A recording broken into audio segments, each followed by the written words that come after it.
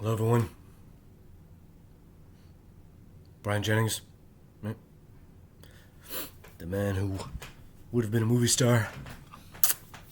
This channel is dedicated to processing my diseased pathological relationship with Quentin Tarantino. I am the reason that he canceled his film The Movie Critic last April. Right? And after I didn't bend to his psychic whim, right, he's entered into a disgusting campaign to compel me to madness. And now that he's failed, no matter what he tells people, he's entered into a disgusting black magic evil to try to destroy my body. That's why this channel exists. There's nothing left but evil. It's just evil. It perplexes me what he tells people. What do they say? Right? In those rooms. Right? On Mulholland Drive. Right? Do they think that I can just manifest 130,000 words out of madness? It doesn't work that way. Doesn't work that way. Right? Vincent van Gogh, sure. Right? He's not a writer. Right? Doesn't work that way with writing. No.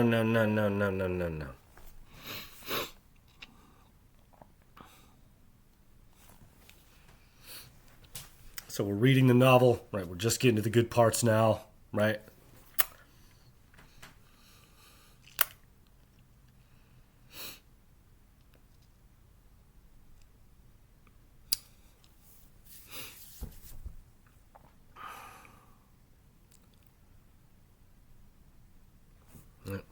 Quentin Tarantino is a base degenerate, right?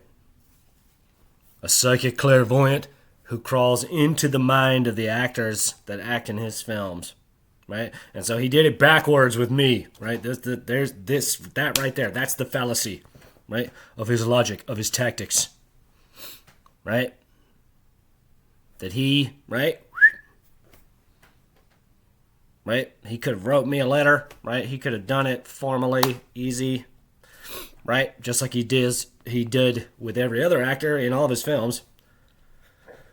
And then jumped into their minds, right? While they're making the film, right? But instead he did it backwards, right? And so he offered me nothing, right? He offered me no practical knowledge, right? He wanted to play we're playing like an occult mystery game, right? And so, right, at the Tribeca Film Festival last year, screening of Jackie Brown, De Niro Con, it's time to release the footage, right? There's 500 people there. I was in the front row. I know anyone who was in that front row with me, they all remember who I am, right? That after he set me up, during his conversation with Robert De Niro, right? I wanted him to look me in the eye. I wanted him to say what he wanted, right? And so, right? I had a letter in my hand. I shoved the letter all the way up to his face, right? He stuck his nose up at me and turned his back on me. And so, I did the same thing, right? Oh, show business is magic. Oh, telepathy. It's not interesting. That's the point, right? These things that he does, anyone can do, and it's just base and perverse, right? Especially now, right? I've gone through the full 7 stages of grief. Now I just accept it. He's a degenerate. He's a base, evil man who wants me to die, who's going to fuck with me forever. So I've sued him. I've written the Pope, right? Like I'm doing everything that isn't actually evil, right? Right? But what he does, right? Right? My point is that he doesn't deserve anything that he has, right? He doesn't appreciate what's good in his life. He doesn't see how much God has blessed him. He debases the mercy seat. He betrays the covenant made with his forefather Abraham, right? And so we're talking about it, right? I've written a novel. I'll pick up where we left off. The hospital released me some hours ago. I wrote Alistair until the press announcement that Tom Butt reunites with the man. And I see now he stopped accepting my mail at the same time, though I am only now taking them back into my possession, going on 3 weeks later. The days following progressed and I degenerated. Drinking. Clinical depression. I knew I was not well. I had everted a palpable amount of soul onto the page. I finally told my mother that maybe it was best if I went to the hospital. When the morning came, I raged and tried to do anything else. She called the law, they called the ambulance. The police themselves were innocent, hick-ass, beer-drinking, football-watching motherfuckers, and so I said as little as was necessary. Being strapped into the ambulance is a rock bottom. Complete immobility. The EMT lady had kind eyes and said sweet, encouraging things. They did not help me at all. Upon arrival, I sat in one of the ER rooms for several hours. I watched a Trump rally in Pennsylvania somewhere. On TV, I mean. It bored me. I also had Plato, the complete works. I tried opening it more than once. I would not say I successfully read anything during my stay. A psychiatry resident woman entered, and I was truthful. Too truthful. Spiritual certainties defy medical nomenclature. They admitted me. I ended up staying 9 days. Though the first morning I awoke in that hospital, I knew I had to let it go. That Alistair doesn't respect me, and so I can do whatever I want. I decided to write about it. I was surprised by the amount of time they kept me. But I played nice. Took the meds, lithium, other things. Went to the groups. I talked about it openly to some, not all of them. It is a kernel of intrigue I know they all hold dear. We would watch movies and I would nerd out. I was ready to go by the end of it. I have no intention of taking that medication. I was perplexed earlier, before I was released, when they told me that my mother doesn't want to pick me up, as I had just spoken to her on the phone. But now I see they had called her earlier and she wanted me to stay. It was an old note someone had not seen. I don't blame her. Time passes. I am now in New Orleans, getting back into the swing of working these demanding hours. I still write every day, before, during, and after work, as much or as little as I want. Sometimes many words come. Other times camaraderie steals my arm, and I cajole, opposed to write. There are many people here I recall from years past, though many more alien faces. It is the most employees I have ever seen on an Alpine site. Going on 50, maybe more. Tim's here, along with Terrence, Alonzo, Ray, Ivan, Tomas, Alfredo. All of these people I recall. Everyone else is a specter. Salt of the earth types. We have nothing in common beyond humor. I have been working on my essay for some time. 7,000 words. I've just finished typing it. I have a plan. I am not sure how it will play out. The plan collapsed upon arrival. I intended to dump it on as many subreddits as I could find that were appropriate simultaneously, but the file was too big. I took out all the videos and accompanying material, stylistic flourishes, and was able to publish the essay alone. I did all of that and then began running through all the other pages and editing thereafter, but by the time I got halfway through, I began being thrown out per community guidelines or some such. Censorship, Orwellian dogma, the spinelessness of participation award societies. I have made an X account, boycott the journalist, and uploaded the essay as a PDF hyperlink. Days have passed. It is now Friday night. Something has happened. I remember on Wednesday, after reading on Hemingway, I opted to close my eyes and nap the remaining 20 minutes of my lunch hour. After a minute or two, I saw Alistair's face with a bright golden aura around it. I bolted awake and immediately started writing. After posting my essay, I contemplated how I might further my cause, make denser my vindictiveness. I had the thought to review every movie I watch, which is funny, so I set myself to task. First, An American in Paris. Second, Mr. Skeffington. Third, Gone with the Wind. Each review had a hashtag of #boycott the journalist, but Gone with the Wind was the first one I tweeted directly to him on Tuesday night. I watched Guys and Dolls and reviewed it as well, and was in the process of watching The Great Escape when I saw the announcement. Alistair Hoffman drops The Journalist as his 10th and final film. He canceled the film on Wednesday, the moment I saw him in my mind's eye. My mind is running wild. I called Jake and explained, to which he said, "You never know, man, in a year." I appreciated having his ear. He must be my closest friend. Tomorrow, I catch a flight to buy a van in Nashville and register it in Alabama. I drank coffee way too late, and now I'm bouncing around the room with speculative thoughts. I'll write him over the weekend. Now I have to pack to move out of this hotel. Sitting in the terminal, I had the thought to take everything down. I am so surprised. I did not expect this. Not that I am conspiring. Everything I've done is centered around my certainty that I wasn't the guy. But now, I've been writing him. I'll overnight it on Monday.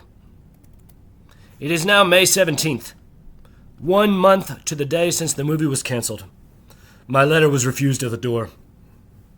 I got my van and slept in it for 2 days, before the humidity of southern Louisiana got the better of my disposition.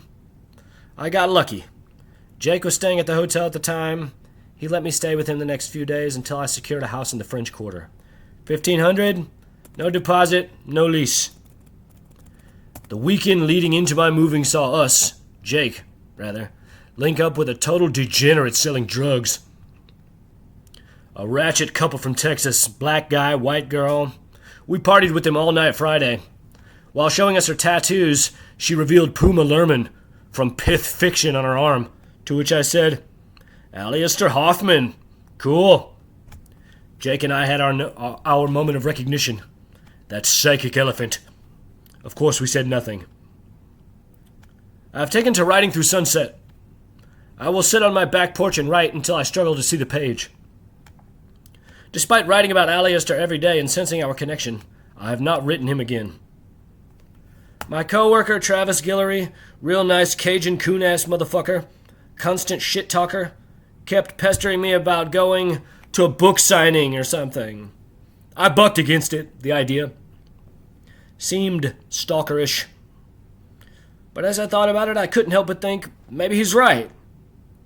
Looking into it, I see he will be speaking after a screening of Eliza Yellow with Jacero at Jacero Con. A celebration of Jacero's 80th birthday following Tribeca next month. I decided that if I'm going to go, I have to be in the front row. So I bought the Fun Buddy ticket. Though I don't believe it affords me any advantages at Eliza Yellow. The only reason I'm coming. It's like Clam. I have to be earlier than everyone. I invited my scene partner and she agreed, then changed her mind after I bought the fucking ticket, citing her boyfriend. I told her it doesn't matter. I don't expect her to be with me. I don't know, I guess she can't spend any time with me without feeling she is betraying something in herself. Some aspect of her relationship, which I'm sure is dull. It pisses me off to say yes, then go back. The screening is during the day, 1 o'clock. By 5 o'clock, she's back spreading her long, beautiful legs for whomever. None of my business. She's behaving like an irrational, emotional bitch. She is very young. The screening is just shy of 1 month from now. I have bought his book, Gumshoe Rumination. I feel I owe him that much. It is a collection of scholarly, funny essays on writers and pieces of journalism that left lasting impressions on him from youth. I am only at the beginning. I have laughed out loud several times already. I will have to read all of the pieces. Tomorrow I fly to New York. Everyone at work has been very encouraging. Alistair and I have been spending more time together. He knows that I'm coming, though I tried to write him one more time at the beginning of the week. It, too, was refused at the door. As with the letter I wrote him the Monday following the cancellation. And he knows I'll be in the front row. He wants me to question him about his book, Gumshoe Rumination. I've read the book twice and prepared 10 questions. Sometimes I've sensed other people. I recall eating one night and having the feeling that someone was really hoping I would choke to death in that moment. A different person, a woman. I can't say who, but she knows who I am. Both of us had run the gambit emotionally. I am sure both he and Tom Butt wished I would jump off a bridge. Sometimes he's laughed and offered kind appraisals, saying that all the points I made were really great, and other times feeling as though I am some feral writer, barking and pissing all over the corners of his last film set. I don't see it that way. I'm allowed to write about whatever I want, and for him to say nothing was its own blank check, why shouldn't I? Why shouldn't I fight for myself? Aliens have no native soil or flag, and therefore are always armies of one. And for me, I have been very confused, unsure of my sanity. The week before I tried not to think about it. I have thought of little else. I fucked everything up. I'm such a fucking asshole. I saw it was so easy. I am upset. I wrote him a letter yesterday, and as I was writing it, a spider attacked me twice. I am seeing now that this was its own sign. The time for letters is not now. Or then, I mean. He set me up, laid the world at my feet, and I turned my back. Though he turned his on my letter. I am not giving up on the role, but now it is a huge fucking mess. I know he will resent me. I was proud and ruled by fear. I couldn't relax. There was a moment waiting in line when a very pretty girl came to the box office and signed for something. We had a moment. I wanted to wave her over. I should have. She knows who I am. I emailed Eldridge Thomas, asking him to bring us together. The thought of going back to work kills me. I'm a fucking jackass. A great despair hangs over me. I told Alistair I would build him a planter, and at first he appreciated it. Now he hates me. He's ripped up my writing and said, "This guy is nothing." I've heard his family rejoicing at the breaking of my spirit. He said things like, "You gotta have balls to be in the movies." Things like, "There's no way, there's no other way," referring to optics. And I am eclipsed with total shame. He's called me a faggot and a pussy, and I've tried to sue him. Of course, there is no case beyond that there is one. I don't want to do that. He's told me I blew it and asked me, "How could you blow it so bad?" I buckled at how easy he made it. I was alone and afraid. I was a chump. I'm going through Mississippi to see my family before Clam in Indianapolis, Deer Creek. Then I have to go to D.C. to audition for the Folger Theater. And then I'm watching Clam again in Delaware. Monday Green, the festival. I've had the feeling for a time now that Alistair has psychics in his employ. They curse me at their Hollywood seances. I'll stop there. So, right, it's a novelization of my experiences with Quentin Tarantino. Right. I wrote him letters. I'm a classically trained actor. About playing the lead in the movie Critic, right? He set me up with magic, right? Clairvoyance, with remote viewing. Right? And, right, when he turned his back on me, I turned my back on him. Right? That he thought that like his name and his like psychic prowess has anything to do with clairvoyance. Right? And so I've been sad, like I've been sad long enough, right? I've just been racked with this immense guilt for a long time. And now I see, right, that he's just a fucking degenerate, and anyone who respects him don't respect themselves or fucking life at all. They don't. They respect evil. That's right. Like that's like now we're all caught up, right? This thing that's between him and I, it has nothing to do with the movies, right? That there's a reason I came into his life, right? Right? If this was just about a movie, right? If this was just about how he makes movies, right? He would have mailed me a letter with a non-disclosure agreement and a check for $500,000, $1 million, $5 million even, right? Nothing for him. And said, there's the form, you sign it. No Hollywood movie star Brian Jennings. And that would have been my story, right? Instead, he decided that, this guy doesn't want to bend to my will, right? This guy thinks that, like, I'm an impotent psychic, right? I'll set my psychic eye on him to destroy him with my mind. Right? And so we're talking about it now because all that remains is evil. All that remains is palpable evil. There is no grace left in anything that's occurring now. Right? There is no varnish. Right? It's just a sick, ugly magic battle. That's all that's occurring. Nothing else has ever been occurring here. Right? It was subtle for a time, right? He tried to be clever, right? It was like a seductive, right? He saw it as like, and then when he blows his brains out, right? I'll steal all his life force and his material, 25 minutes of scripted material, right? And then I turned it all on him on New Year's Eve because it's fucking easy, right? And now he's stolen my wisdom and is actually being a black magic sorcerer magician to try to destroy my body with his mind. So, right? I filed suit. It was delivered to the Santa Monica courthouse yesterday. Right? This ain't got this, it's a farce. It ain't got nothing to do with money, right? These things that we're talking about here, right? Right? So his arrogance has gotten him swallowed by the millennial dragon. That's my point. Right? That this thing that he's doing here, right? It ain't got nothing to do with money. Right? You don't have to have money to be wise, right? Plato's Symposium, right? What does Socrates say about the spirit of true love? That it's dirty and sleeps in the dirt and has no shoes. Right? Because it gives of itself unconditionally until it's begging. Right?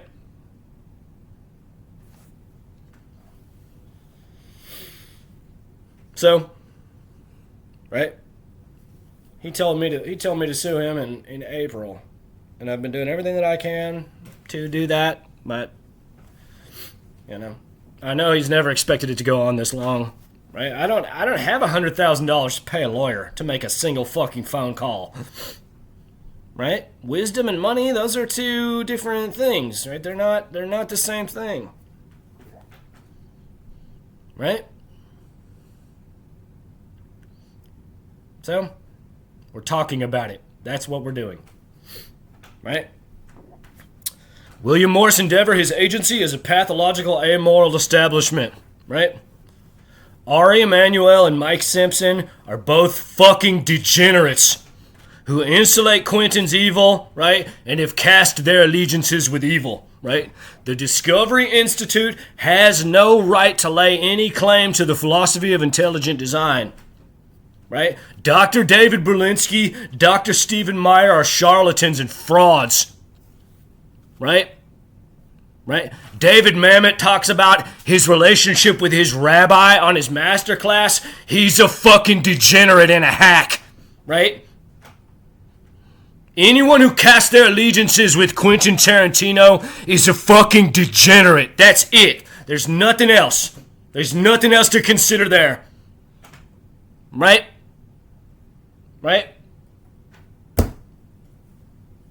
Right? Where's my Bible? Right? Like, I have a Bible, King James Bible.